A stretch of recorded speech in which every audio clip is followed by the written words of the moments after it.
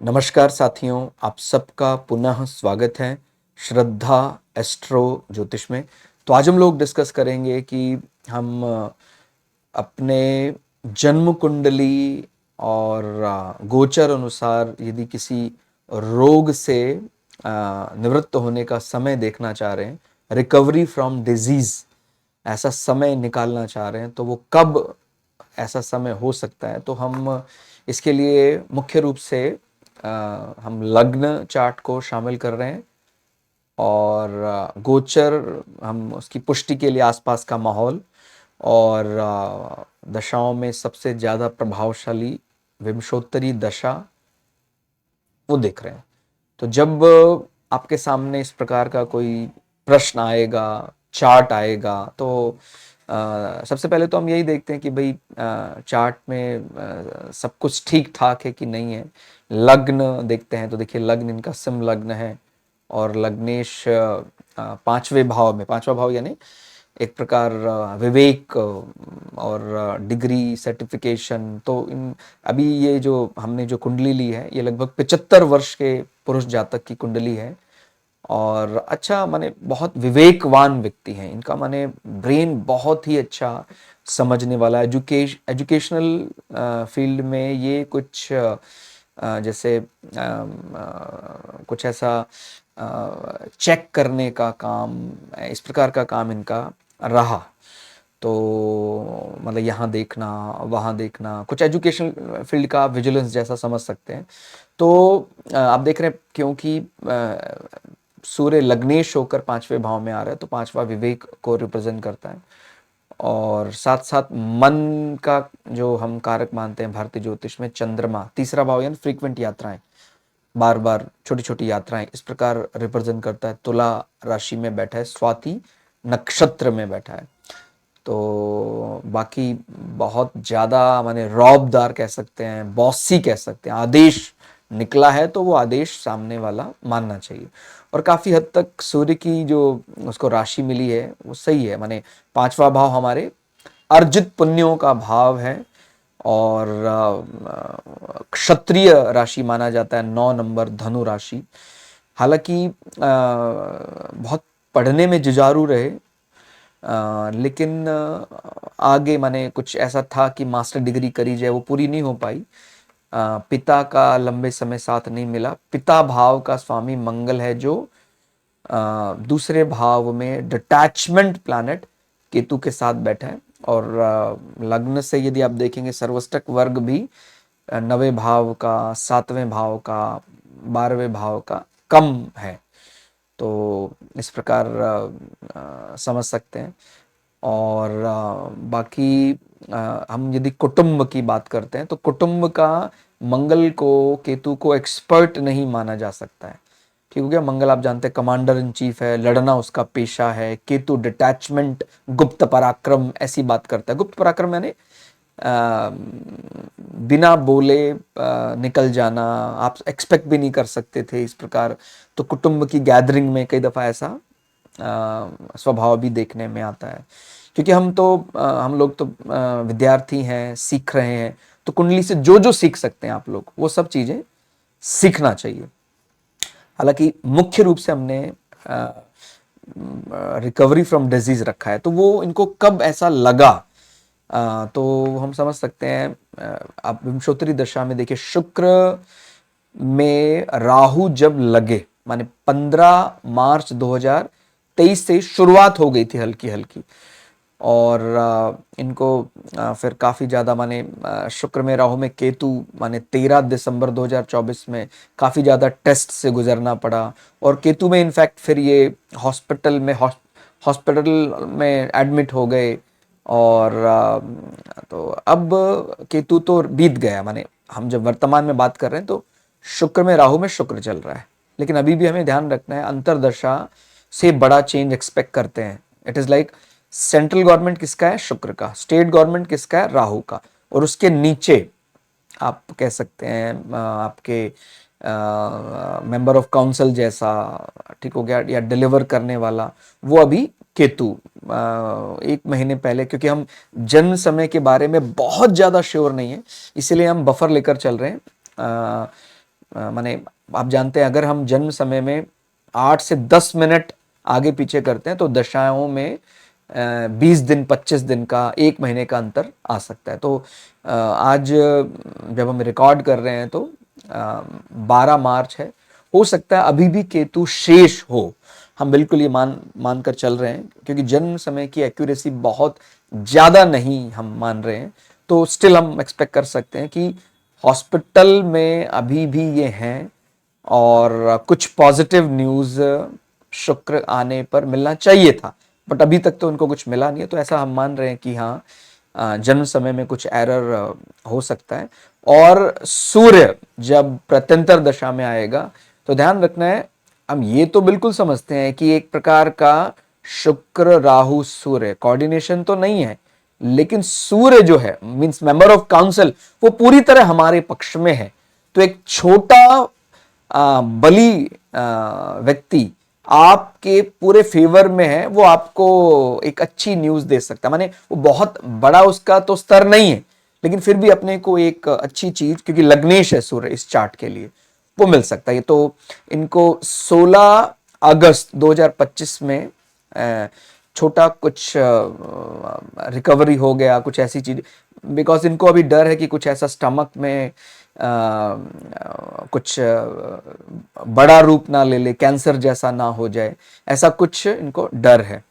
और उसको हम गोचर से भी कुछ समझ सकते हैं कि देखिए गोचर हम देखते हैं, हमारी चंद्र कुंडली बनाते हैं, माने चंद्रमा से समझे तो देखिए चंद्रमा इनका तुला राशि में है, तो चंद्रमा से हम देख रहे हैं यदि मुख्य रूप से गोचर में जो बहुत लंबे समय तक एक स्थान में रहता है उसका विचार ज्यादा करते हैं। जैसे शनि है, बृहस्पति है, राहु केतु है, हालांकि और भी ग्रह इसमें शामिल किए जाते हैं, लेकिन क्योंकि ये ग्रह बहुत लंबे समय तक, साल 2.5 साल ऐसा रहते हैं एक राशि में, इसीलिए इनको ज्यादा देखा जाता है। तो आप देख रहे हैं चंद्र कुंडली से शनि जो है वो 5वें में, हालांकि एक प्रकार से इस पर्टिकुलर चंद्र के लिए वो योग कारक जैसा है, 4 और 5 का स्वामी है।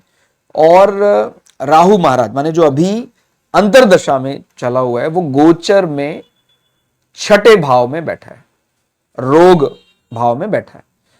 और इसी प्रकार से हम गोचर में देख रहे हैं बृहस्पति जो लग्नेश का डिपॉजिटर है, यहां देखते हैं लग्नेश सूर्य का डिपॉजिटर है, और जहां से राहु एग्जीक्यूट कर रहा है, राहु को भी स्थान देने वाला बृहस्पति, वो 8वां भाव यानी व्याधि आयु, वहां से एग्जीक्यूट कर रहा है।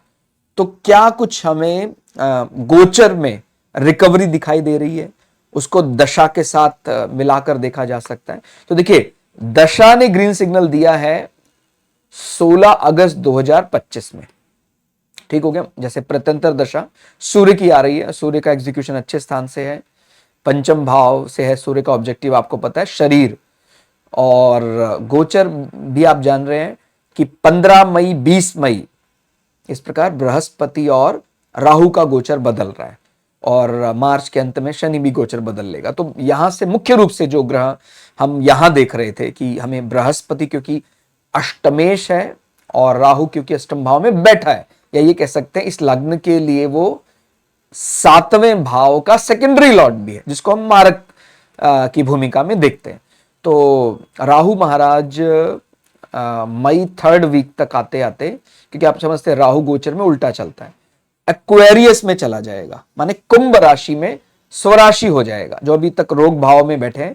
और इसी प्रकार बृहस्पति जो वृषभ राशि में है, जो चंद्र कुंडली से 8वें भाव में, वो 9वें भाव में आ जाएंगे फिर, ठीक हो गया। तो मई 3rd वीक आते आते गोचर से अपने को, गोचर का मतलब माहौल बनाना, अभी आसपास से कुछ बैड न्यूज आ रही है कि ऐसा ये केस आया था, वो जल्दी ठीक नहीं हो पाया, माने अभी इनको इस प्रकार की न्यूज सुनाई दे रही होंगी डॉक्टर से, नात रिश्तेदारों से। लेकिन जब गोचर बदलेगा फिर वही समझना है, गोचर एग्जैक्टली कुछ आपको दे या ले नहीं रहा है, माने आपको फिजिकली हार्म करना या आपसे कुछ धन ले लेना ऐसा नहीं कर रहा है वो, लेकिन ऐसा माहौल बना रहा है नेगेटिव या पॉजिटिव। तो यहां पर आप समझ पा रहे होंगे, गोचर में राहु छठे भाव में और बृहस्पति आठवें भाव में।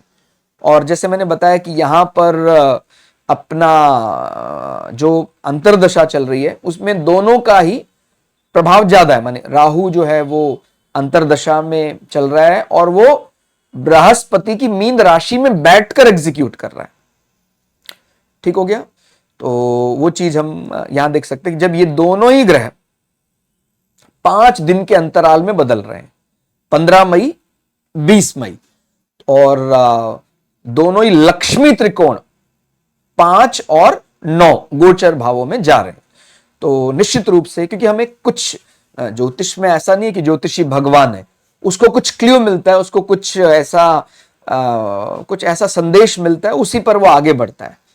तो और वो काफी अच्छा अगर मिल जाता है क्ल्यू, तो निश्चित रूप से वो सही समय है अब ठीक होने का। तो गोचर अपने को ग्रीन सिग्नल दे रहा है 15-20 मई को, और इनके चार्ट पर जो दशा लग रही है, विंशोत्तरी दशा, वो अच्छा सिग्नल दे रही है 16 अगस्त 2025 में।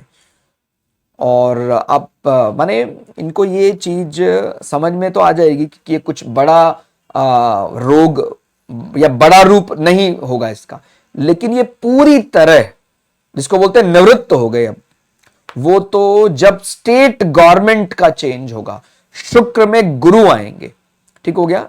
तो 14/3/2026 ध्यान रखना है, चाहे बृहस्पति छठे से एग्जीक्यूट कर रहा है, ठीक हो गया, क्योंकि इनके जन्म कुंडली में ही छठे भाव में 3 ग्रह एग्जीक्यूट कर रहे हैं, फिर भी हमें ये बात ध्यान रखनी है कि अगर हम तुलना करते हैं राहु के स्वभाव की बृहस्पति के स्वभाव की, तो बृहस्पति बहुत शुभ ग्रह माना जाता है।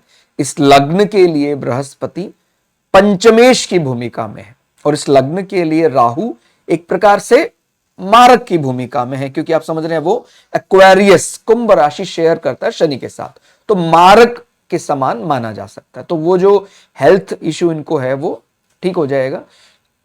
6th हाउस में 3 ग्रह का बैठना, और अगर आप चंद्र कुंडली से भी देखें तो 1 2 3 4 5 6 छठे भाव में ही राहु ग्रह का बैठना, इनको थोड़ा रेमेडी तो करना चाहिए। हालांकि रिकवरी तो कर जाएंगे ये, ठीक हो गया। इनको जो डर है कि कुछ ऐसा कैंसर जैसा ना हो, तो वो उससे तो निकल जाएंगे। गोचर अपने को बहुत अच्छा मिल गया, दशाएं भी प्रत्यंतर में चेंज हो जाएगा, फिर अंतर दशा में चेंज हो जाएगा, ठीक है। और शुक्र इनका ओवरऑल राशि स्वामी है, ठीक हो गया। तो और राशि स्वामी को अगर देख रहे हैं तो आप देखिए इनकी पर्सनल ऑब्जर्वेशन राशि स्वामी के बारे में क्या रहेगी, 1 2 3, ठीक हो गया, 1 2 3 4, तो वो चौथा भाव है, चंद्रमा से चौथा भाव है वो।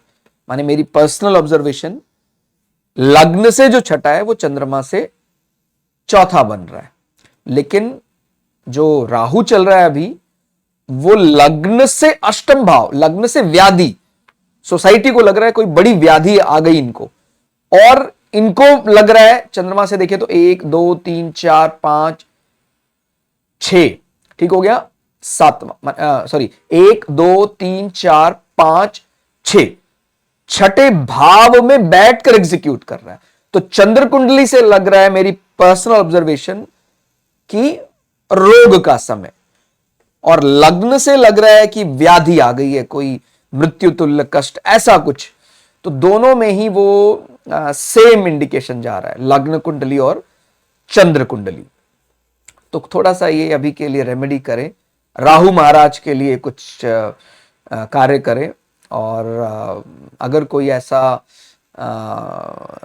व्याधिग्रस्त कोई लोग हैं ऐसे जिनको कोई बड़ी व्याधि से पीड़ित हैं अभी, माने क्योंकि इनका तो आयु काफी है, तो इनके सुपुत्र, इनकी सुपुत्रियां, इनके पुत्र वधू अगर ऐसा कुछ कर सकते हैं कि कुछ ऐसा कोई औषधालय है, डिस्पेंसरी है, पीड़ित लोग जहां रहते हैं, कोई व्याधि से पीड़ित है, कुष्ठ रोगी जहां रहते हैं, कुछ ऐसा असाध्य रोग से पीड़ित है, वहां अगर ये अभी फिलहाल पिता के नाम से राहु संबंधित दान करें, कुछ ऐसा चटाई बिछौना उनको दें, कपड़ा ओढ़ने का वस्त्र, सर्दियाँ होती हैं तो कुछ ऐसा लेदर जैकेट हो, ऐसी कुछ चीज़ें अगर देते हैं, कंबल सर्दियों में दिया जा सकता है, अभी पोंछने का, ओढ़ने का वस्त्र, ऐसा कुछ अगर सक्षम है तो देना चाहिए। बाकी शनिवार वाले दिन डकोत को भी दिया जा सकता है, जो सतनाजा है, इस प्रकार, क्योंकि शनि का नेचर राहु से मैच करता है, तो शनि वाले चीजें भी, क्योंकि आप समझ रहे शनि भी एक प्रकार से 7वें भाव का प्राइमरी लॉर्ड होकर वो लग्न में बैठा है, प्रबल मारक होकर लग्न में बैठा है। तो मई तक अगर करते हैं, जब तक गोचर का सपोर्ट नहीं मिल रहा है, तो ठीक रहेगा। और जब पिताजी ठीक हो जाएंगे तो भी अब एक ऐसा नियम जैसा बना सकते हैं कि 6th हाउस में, क्योंकि कई ग्रहों का एग्जीक्यूशन है, हालांकि जैसे मैंने बताया कि इनका वर्क प्रोफाइल में भी थोड़ा सा ऐसा एक कहीं जैसे कुछ विजिलेंस जैसा, एजुकेशन में काम देखना, जांच करना, कुछ कुछ वो अगर जांच में डेफिनेटली वो मनी इन्वॉल्व होती है कि पैसा कहाँ लगाया जा रहा है, तो ये सब चीज़ें आयेश और ऑफिस का स्वामी होकर वो 6th हाउस से एग्जीक्यूट कर रहा है। ठीक है, 6th हाउस को रोग, रिपु, ऋण, तो अगर हम कुछ ऐसे प्रकार का काम कर रहे हैं, debit, credit related to 6th house, तो 6th हाउस में आयेश का या ऑफिस स्वामी का बैठना बुरा नहीं माना जा सकता है। ठीक हो गया। तो और इसी प्रकार से जैसे आप लग्न से माने गोचर से भी समझ सकते हैं कि काफी ग्रह 6ठे भाव में बैठे हैं। इनफैक्ट जो इनका राशि स्वामी है वो भी अभी फिलहाल में 6ठे भाव में बैठा है। हालांकि आप समझते हैं शुक्र है, बुध है, वो तो बड़ी जल्दी राशि परिवर्तन माने महीने 45 दिन के अंतर वो राशि परिवर्तन कर लेते हैं। तो ये फिर यहाँ से ठीक हो जाएगा। और इसी प्रकार से मई तक तो फिर बृहस्पति और राहु भी राशि परिवर्तन कर लेंगे, तो वो ठीक रहेगा। और मुख्य रूप से हम इन ग्रहों का विचार ज़्यादा करते हैं, बाकी तो ठीक है। हर प्रकार से अगर आयु की बात करें, आयु में कोई ऐसा संकट है नहीं, ये चिरायु हैं, बढ़िया हैं, आयु में कोई ऐसी दिक्कत नहीं है। देखिए हम ऐसा मानते हैं कि जब हम कॉम्बिनेशन लेते हैं, अगर आपको चर और चर माने चर राशि, चर लग्न का कॉम्बिनेशन मिलता है और राशि स्वामी, लग्न स्वामी बली है, फिर तो ये बहुत अच्छी आयु, माने आप 90 वर्ष ऐसा समझना चाहिए। और इसी प्रकार से चर और स्थिर, तो वो भी 80-85 वर्ष का जीवन प्राप्त कर लेते हैं राशि स्वामी की स्थिति अच्छी होने पर। तो आप देख रहे हैं कि इनको स्थिर लग्न मिला है और चर राशि मिली है, और राशि स्वामी शुक्र जो है वो भी चर राशि में बैठकर एग्जीक्यूट कर रहा है, और लग्न स्वामी एक आप समझ सकते हैं 9 नंबर ये द्विस्वभाव है। तो कुल मिला के इनका हम कह सकते हैं कि आयु ठीक है। अगर चंद्रमा पर विचार करें तो उसको 2 प्रकार से चर राशियों का सपोर्ट मिल रहा है, और ओवरऑल ग्रह की संख्या भी हम देखते हैं कि भाई अगर ग्रह ज्यादा दिखाई दे रहे हैं तो अच्छा माने डोमिनेट कर रहे हैं। चर राशि में चंद्रमा है, महत्वपूर्ण ग्रह माना जाता है। इसी प्रकार से मकर राशि को भी चर राशि, तो वहां बुध है, गुरु है, शुक्र है, वो बैठे हुए, तो माने चर राशि में 4 ग्रह बैठे हुए। और स्थिर राशि में शनि है, और द्विस्वभाव राशि में मंगल केतु है, और द्विस्वभाव राशि में सूर्य है, द्विस्वभाव राशि में राहु है। तो आप देख रहे हैं एक प्रकार से चर में कई महत्वपूर्ण ग्रह हैं, और द्विस्वभाव में भी अगर ग्रह की संख्या गिने तो 1 2 3 4, ठीक हो गया। तो हालांकि मुख्य रूप से जो अगर राहु केतु को छोड़ दिया जाए तो मुख्य रूप से तो मंगल और सूर्य द्विस्वभाव में बैठे हुए हैं, तो इसका प्रभाव, चर का प्रभाव थोड़ा ज्यादा है, इसलिए आयु ठीक है, बढ़िया है आयु, आयु में कोई ऐसी समस्या नहीं है।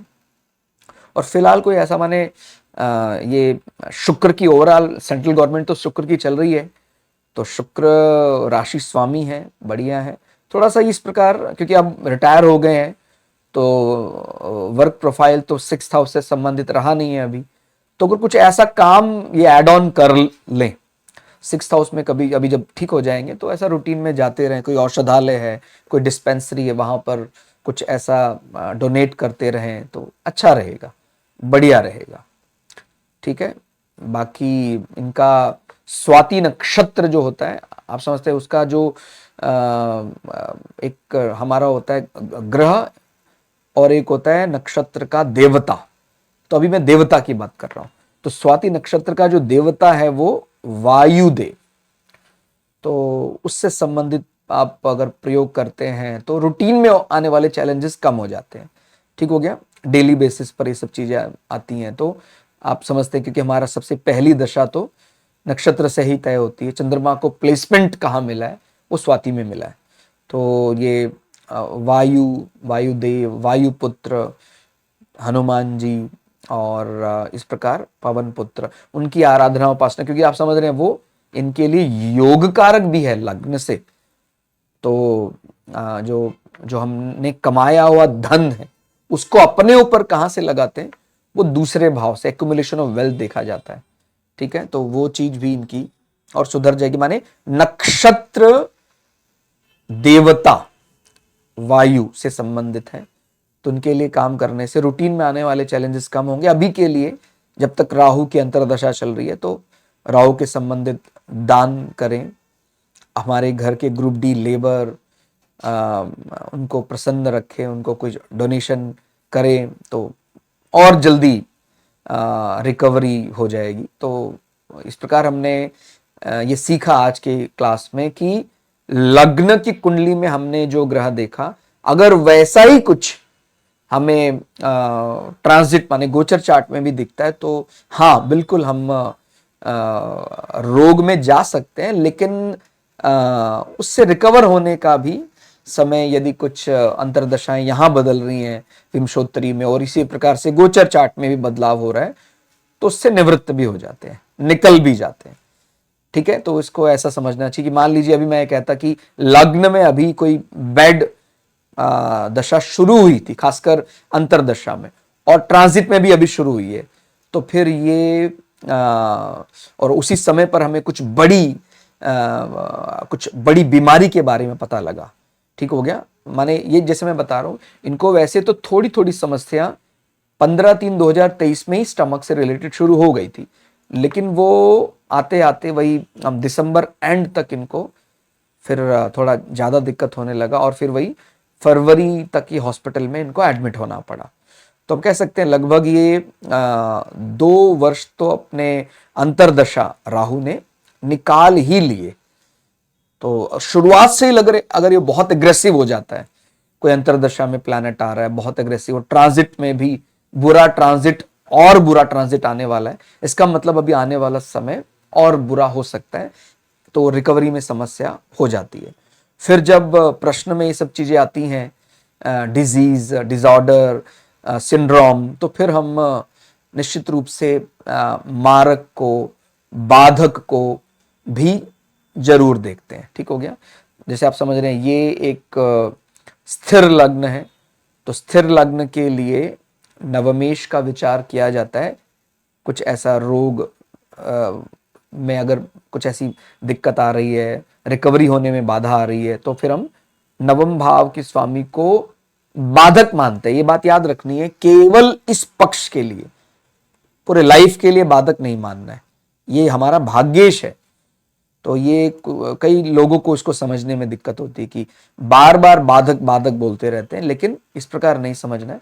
और इसी प्रकार हम दूसरे भाव और 7वें भाव के स्वामी को भी रिकवरी में हम अड़चन मान सकते हैं। तो अगर हम देखें तो 7वें भाव का स्वामी प्राइमरी लॉर्ड शनि है, सेकेंडरी लॉर्ड राहु है। तो राहु गोचर में और अंतरदशा में निश्चित रूप से बुरे भावों से संबंध बना रहा है, इसलिए इनको थोड़ा सा कष्ट हुआ। ये ठीक हो जाएंगे, निवृत्त हो जाएंगे। तो आज के लिए इतना ही। आप ज्यादा से ज्यादा माने कुंडलियां यानी क्या, कुंडलियां यानी ज्योतिष के न्यूमेरिकल्स, जितना ज्यादा आप कुंडलियों की विवेचना करेंगे और हमारे चैनल में देखेंगे, देखिए मैं आपको एकदम स्पष्ट कर रहा हूं, ये एकदम गणित की तरह है। सब्जेक्ट्स जो आपने पढ़े होंगे, साइंस होता है, जैसे मैथमेटिक्स होता है, सोशल साइंस होता है, अलग अलग सब्जेक्ट्स आपने पढ़े होंगे। इसमें हमें ज्यादा सूत्रों से, माने ज्योतिष सीखने के लिए आपको जैसे पॉइंट टू द पॉइंट सूत्र बता दिए जाएं, उससे ज्यादा लाभकारी होता है जो हम डेली बेसिस पर कोई चार्ट लगाते हैं, कोई चार्ट एनालाइज करते हैं। तो आप गणित को सीखना है तो पढ़कर नहीं, वो कर कर आता है। तो ये हम ज्योतिष के न्यूमेरिकल्स कहते हैं इनको, कुंडलियों को। तो आप ज्योतिष के न्यूमेरिकल्स करें या देखें, जैसे हम रिकॉर्ड कर रहे हैं, तो वो न्यूमेरिकल्स आपके लिए रिकॉर्ड कर रहे हैं। और जितने ज्यादा आप ज्योतिष के न्यूमेरिकल्स करेंगे, उतना ही ज्योतिष में आपका विश्वास बढ़ेगा। तो आपको बहुत बहुत शुभकामनाएं। आज की इस क्लास में इतना ही। क्लास आपको कैसी लगी कमेंट करके जरूर बताइएगा। मिलते हैं अगली क्लास में, तब तक के लिए जय श्री भगु पराशरा, जय श्री शुक्राचार्य, नमस्कार।